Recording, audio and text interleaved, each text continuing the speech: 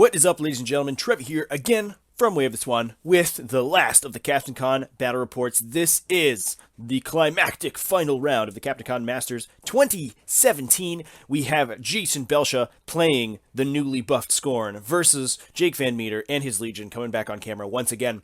This is a very interesting Scorn list we have out of Jason, and this is really one of Jason's sort of hallmark lists that he's played all the way through Mark II. As soon as Zaal2 was released, he played in the Theme Force, and now the Theme Force doesn't exist anymore, but I think it's pretty safe to say that a list like this will be created as a Theme Force at some point in the future. But it is a huge infantry spam, lots of Immortals on the table, 30 Immortals, 2 units with their Extoller Advocates, 1 unit without, and then some lights in the battle group, 2 Drakes and a Kriya. As well as some Ancestral Guardians to speed those guys up. Now, this list puts a ton of pressure on Scenario. It's a lot of Armor 17 models running up the table that are going to be Armor 22 the turn they are in most danger. Zaal's going to give them that +5 armor. Well-placed Agonizer or the Kriya bubble can put them up to Armor 24 if you're in the right spot. And that is a tough number to chew through. Most infantry aren't even going to kill them on charges during that feat turn. And then even if you do kill them, they're going to come back with Vengeance, get multiple attacks. Lots of POW 13 charging on whatever they can get their little cricket bat clubs on. And then followed up by Hakar and the 2 Ancestral Guardians to finish everything off. Not to mention the fact that with Enrage, the Basilisks can get in there. They can get some work done. And they flank with each other, and with the +2 strength, they can actually to do some damage. Plus, it's all sitting in the back there. He's directing spirits, so all of the models that need souls will have souls on them. He'll have souls himself, and he'll be able to convert that into fury, and he can put some serious nukes out if he needs to any turn after a lot of Immortals get killed. But it's very interesting. Jason dropped this list. His other list was a Makeda brick, Makeda 1 with a Desert Hydra, Malakarn, some infantry in there as well. And Jake Van Meter today is playing a Talons list. I think we've seen it on my channel before. I played Constance Blaze against it, but it's a Talons list that is teched to killing infantry. And Jake was actually locked into this list, so it's interesting that Jason played his infantry spam Zaal list into a list. This list has 2 Strider Deathstalkers, 2 Grotesque Raiders, lots of solos to kill infantry. Nissa Raval's in there, although she's not quite as good without living models on the table. She can still take models out. If she's prayed them, she gets the POW 12 shots on her bow. And then Rias in there as well can also get tons of work done if those Immortals clump up to get charges or anything like that.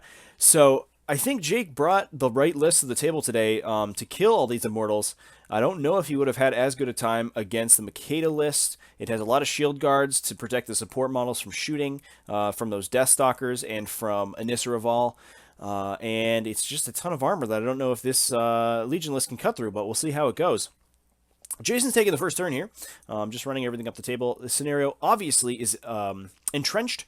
There's those 2 rectangular zones, each one oriented towards a player's side, and you score 1 point for destroying the objective, 1 point, the enemy objective, that is, 1 point for dominating your own zone, 1 point for controlling the enemy zone, and 2 points for dominating the enemy zone. Obviously, you have to destroy the enemy objective before you can score in your zone, and 5 points to win the game.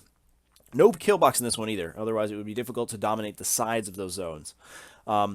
But this Zaal list, very good at scenario. Zaal's probably going to be able to camp in his zone, no problem. He's very difficult to kill at higher base armor, 18, and it camps a ton of transfers. He has just enough boxes on those Basilisks that they're probably not going to be damaged early game, and he can transfer a lot of damage to them with no problem.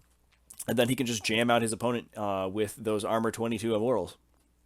But I think what we're going to see here is the Deathstalkers are going to start taking some shots. They're going to start whittling down those units, and they are the perfect models to kill these Immortals. So there we go, 1 down from the first Deathstalker, a second one, and then we're going to see 2 more from the second Deathstalker. So these guys are going to start whittling that unit down, and over the course of 2 to 3 turns, that unit is going to be decimated by these Deathstalkers. There's a significant chance they wipe that entire unit out in 3 activations. So we're going to see a lot of immortals drop here to those Deathstalkers. Once they get in, those grotesque assassins are setting up to clear any model, any stragglers out. They can come in, charge, kill 1 or 2 models, and then sprint away back to safety, hopefully. It looks like we have Snapjaw going into the zone. Wrong Guy's going to protect those solos with that Star-Crossed bubble. We also have very high defense out of the Talons here as well, because there's an Nephilim Protector in the list. So it's going to be difficult for any of those Immortals to land hits on Rias. And if they try, she'll be able to riposte and kill them for their trouble. But Jake also setting up to dominate his zone here. He has a little bit of an easier time at it because he only needs one of the twins in the zone to dominate any one time. Looks like Anissa Raval's hard flanking towards the camera there at the bottom. She has that unit of Immortals closest to her, Prayed. You can see the Prayed token right there. That puts her at a POW 12 against those Immortals, so hopefully she can take a couple out, but she's not quite as good as the Deathstalkers with their automatic points of damage. We have the Immortals running up here around that rough terrain. They're able to get Incorporeal from their Extoller Advocates, and I believe the unit without the Extoller is the one towards Jake's zone. Oh, actually, that might not be right. No, it looks like the unit that's running right now has an Extoller Advocate on it, but they're running up with their Ancestral Guardian behind, but those guys are going to get chewed up by the Deathstalkers and those grotesque assassins. Interesting to see if we see a feat out of Zaal this turn. I don't think he's gone yet, but I would expect a feat this turn to blunt the attacks of Rias as well as those grotesque assassins. It looks like there's a token next to him, so I assume that's a feat. That's a feat token. And everything else just running up. So that's going to put those Ancestral Guardians, or the Immortals and the Ancestral Guardians, up to very high armor. I don't know where his Agonizer is. If the Agonizer is close enough, if it's up around that front unit there, that could make it even more difficult for Rias or those assassins to kill any of these Immortals. But Jake only has to kill 5 models, it looks like, to dominate his zone and start that scenario scoring off. It doesn't look like Zaal is in his own zone, so Jake doesn't need to contest his turn. He has a Nissa Raval there for 1 turn, to hold that off, but he doesn't need to right now, and I think that might have been a mistake on Jason's part, that he didn't leave an area for Zaal to get into that zone and put the pressure on Jake to commit models. What Jake doesn't have is a high model count to looks like it's a Grotesque Assassin starting to take these models out with charging and sprinting, but what Jake doesn't have is a wide range of models that he can commit to that zone if Zaal starts dominating. And Zaal looks like Anissa is taking some shots into a Drake there, doing some damage. But Zaal is no slouch himself. He has Righteous Vengeance. If Jake kills any of his models, he can get a ton of Fury, POW 14 on his weapon, and he can throw spells out like a boss. Even with Mage Sight in there, he can take out those stealth solos that Jake wants to put into his zone. So Jason really needs to start the scenario pressure as early as he can in order to pull this game out. Looks like Jake's repositioning his heavies there, moving Snapjaw up, not attacking any of those Immortals. He's already killed one. I guess he wants to keep Snapjaw out of range of the Ancestral Guardians. At dice -5, they can still do significant damage to him. And Zaal's directing spirits to those Guardians, so they're going to be able to get souls. And they're going to come in and hit pretty hard. This is a very lightly armored Legion list, so any of those Immortals that do make contact, if they're able to get through that Star-Crossed bubble, and they probably can between Arcane Might and rerolls from the Extoller Advocate by spending souls, they can probably land those attacks. And really, like, the highest armor in Jake's list is about 18 on Snapjaw, and those Immortals are going to take it down very fast if he's able to land those attacks. So it looks like we have more Deathstalkers shooting, just continuing to clear out these guys. Deathstalkers so good at killing Immortals despite the high armor. And it looks like Jake has cleared his zone, so he's going to score 1 point this turn. He's going to start putting pressure on Jason to contest, and that's not something Jason's going to have trouble with. But I think now when Rias gets in and is able to get into the right position, she's going to be able to clear lots of those Immortals with Flashing Blade, attacking everything in her melee range, and a very high base power to get through their armor. It looks like we have the Grotesque Assassin went in and killed some more, and then repositioned to block as many lanes as he can. I think that Jake has only damaged one immortal unit this turn, so he's only triggered one vengeance, and that's a very important thing to remember when you're playing against this list, is that everything is vengeance. So you really need to pick one immortal unit and focus fire it down. It's very similar to the Mark II Bane Knight list with 3 units of Bane Knights. Looks like we had a Drake spray there on a Nissa Reval that missed, which is very sad. There is Ancestral Guardian goes in 2 shots Jake's objective. So that is a big deal. That's going to put Jason at 1 point. There's nothing in his zone, so he can go to 2 very easily this turn, and that's the scenario pressure he needs to start putting on Jake to commit models. So we have Immortals going in, getting some charges on these front War Beasts here. Now, they are getting clumped up to make these attacks. Looks like he's getting a couple points of damage in, but because they're clumped up like that, that's exactly where Rias wants to go, and she can potentially clear out significant numbers of these guys, 4 or 5 in one activation, no problem, if she's able to get a good area to Flashing Blade. And between her and the Deathstalkers, that's going to be an enormous rate of attrition that Jason's going to have to deal with to try to clear these guys.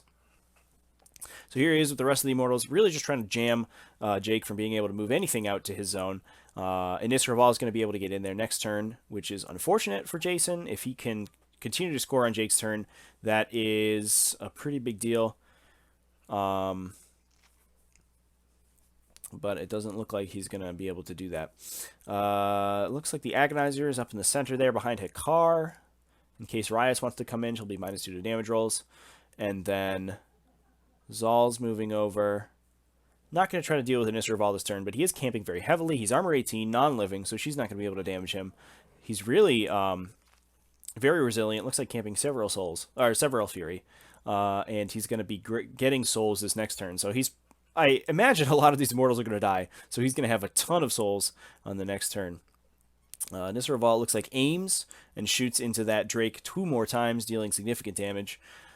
But there are Pan Givers there, so they can heal it up, and hopefully that Drake can aim and take her out, score Jason some points.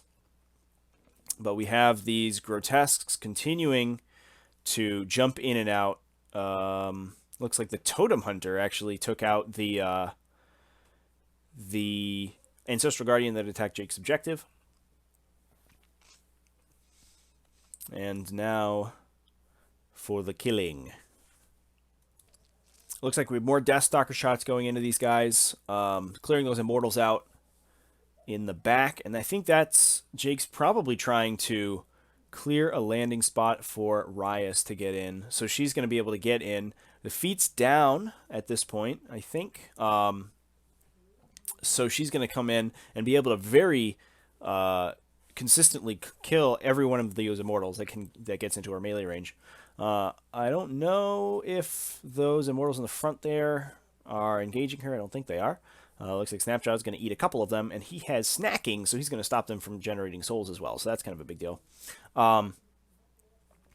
But I think looks like a second Deathstalker's going in, taking 2 more out. These Deathstalkers just wreaking havoc on these low defense models. The Seraph going in, taking some shots as well. We haven't even activated the Talons yet, and we're already killing tons and tons of Immortals here. Seraph killing 1 more, it looks like. And is it time for the twins to go? I think it might be. So if Rias can get in there and get a good charge lane, clear everything in melee out, she's then going to be able to act as an arc node for Saren, and Saren's going to be able to go in and throw some Razor Winds and potentially kill even more. That puts Rias in danger, obviously. Zaal could potentially take her down, but it's not a problem because the Talons can just feat and bring Rias back and then do it all over again.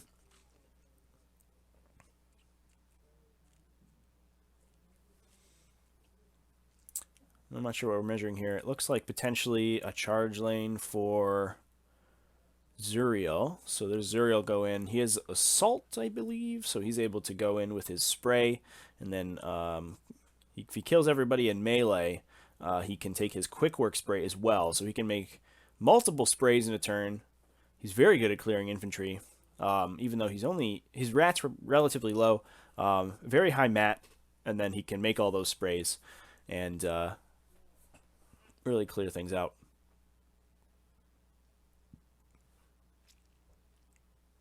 So I think this is probably the twins going. There goes Rias.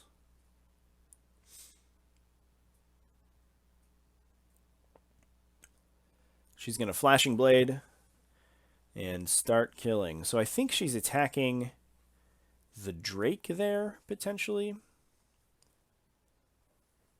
She is under the Agonizer bubble, it looks like, so she'll be -2 to her damage rolls. But she takes the Agonizer out as well as the Drake. Can she take Hakar out is the next question. Yes, so that is a big deal. Not killing Immortals with her, but she is able to take out 2 War Beasts and Hakar. And Hakar is one of the biggest... Ooh, and then some very strong fire rolls taking out those Immortals in the rough terrain there as well. So losing Hakar is a big deal for Jason. Mat 9 is very important to get through the defense 16 on the twins, as well as Starcrossed, although it looks like the Starcrossed bubble is way far back there. Wrong Eye hiding in the trench there, no doubt submerged so that he can keep Snapjaw without being spelled to death. But things don't look great for Zaal here. Jake goes to 2 points, so the score's tied at 2-2. Jason really running out of models. That turn was devastating. I think probably looking for an assassination run. He has accumulated enough souls that he has a lot of Sunder Spirits to play with.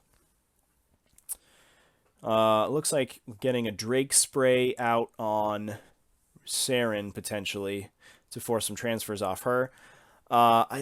Killing the twins is always a tough prospect.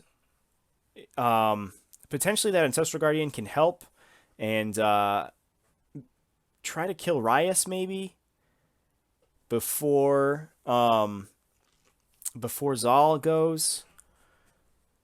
If Zaal's able to go in, looks like Zaal's going to go first. I think it looks like he moved up and is now casting Sunder Spirits. I wonder why the Ancestral Guardian didn't go first and try to take Rias out before Zaal threw all the Sunder Spirits at Saren. But he's shooting lots of Sunder Spirits. I think he misses a couple, so he's not going to try. He's not particularly likely to kill both of them, because the problem is that Rias is still there. So it looks like Saren still has a couple transfers on her. Going to take some swings at Rias with the Pain Givers. Proc a riposte that misses. And then this Ancestral Guardian is still to go. It does look like it's full on souls, but it's not going to get to Saren. I think it attacks Rias. Oh no. It attacks Rias, misses, and gets riposted with a crit and dies. Alright, well, there's that, I guess. So that leaves all in the center of the table. Some Immortals running to and getting some charges, try to jam things up. But I think this game's we're gonna see a game very similar to the last game. Jake really, so far up in attrition, Zaal has to go out in an all-in assassination run. Unfortunately, doesn't make it, and now he's in melee with Rias, and that doesn't seem like a great place where you want to be. So I think in Jake's turn, very soon, we're going to see some sword-swinging action from Rias and a dead Ancestral Advocate. So first we have the Totem Hunter going into this Drake here in the center. Looks like doing significant damage, and that's going to... we also have a Grotesque Assassin going in there, too. Not only is that going to clear the way, so if any of the heavies want to attack him, they'll be able to get in there, although it looks like Snapjaw has committed to kill some Immortals. But that's going to really limit the amount that Zaal is going to be able to transfer, since both of his lights are going to be very beat up, and one of them is actually dead. So he's not going to be able to transfer at all. So I think we're going to see Rias here go. Hitting him. This might be a Flashing Blade, actually. Deal significant damage. Attack again. Some more damage. And that kills him off. So we're seeing Jake Van Meter as the 2017 Master of CaptainCon, winning with his Talons list versus Zaal, the Ancestral Advocate, in an epic final battle for the title. So, guys, I hope you guys enjoyed my coverage of the CaptainCon Masters. Look forward to the next event I'm going to be at. I'm not sure when that is going to be, but sometime in the future. But I'll have more just regular battle reports up in the next couple weeks, of course. And if you guys like these battle reports, you want to see more tournament battle reports, please consider subscribing to my channel and or checking out my Patreon at patreon.com/wayofthis1 and maybe supporting it. But I hope you guys enjoyed and have a good day.